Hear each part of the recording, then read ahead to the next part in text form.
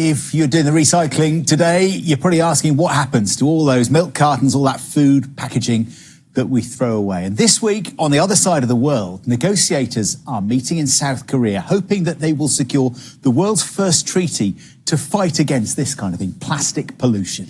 Global plastic production has been increasing rapidly for decades. The United Nations says around 20 million tonnes a year is ending up in our seas and oceans. Our environment correspondent Jonah has more. The war against plastic pollution is being fought one piece at a time on the beach in Folkestone.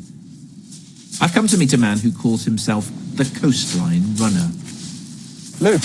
Jonah, hello. Nice to meet you. You must be absolutely freezing. Yeah, I'm a bit cold, a bit puggy, but needs must.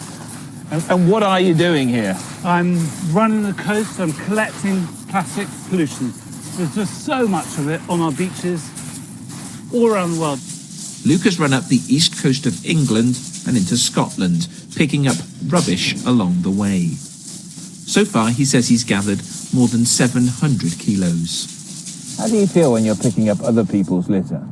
I feel desperate, I feel a bit angry, and that makes me run even further. And I just feel we've got to start considering our environment rather than just treating it like a bottomless waste bin, because it's not. Sadly, the amount being cleaned up is being dwarfed by the plastic that's getting into our seas. The United Nations thinks it's about 20 million tonnes a year. That's the same as a rubbish truck emptying its load into the sea every minute of the day and night. And it's getting everywhere. In particular, the tiny microplastic particles, which can come from, among other things, our clothes and car tyres. We find them from the highest mountains, some of our studies near the top of Mount Everest, right down to our deepest oceans. We find them from the poles to the equator. We need to be concerned because it will be incredibly difficult to remove microplastics from the environment. Once they've entered the environment, they're going to stay there and they're going to persist.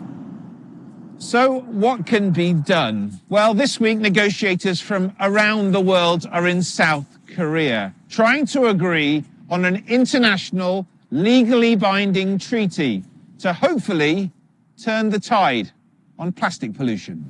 The most obvious and yet hardest to agree solution is for the world to stop making so much plastic in the first place. If you look at a business as usual scenario, we're looking at millions and millions of extra tons of plastic waste entering the environment by 2030. And so we really need action soon. There's an urgency to tackling plastic pollution. Which do you think is more recyclable? His rubbish on display, Luke calls in at a local primary school in Folkestone to meet a group of pupils called the Eco Guardians.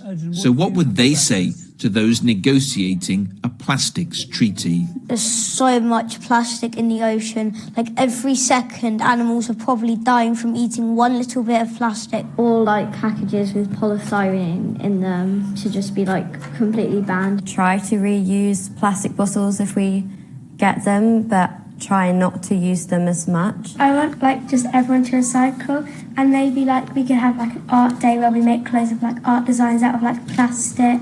And also all great ideas, but are the world's grown-ups listening? Jonah Fisher, BBC News, in Folkestone. Sending a very powerful message to the grown-ups there. Well done to them. Very good.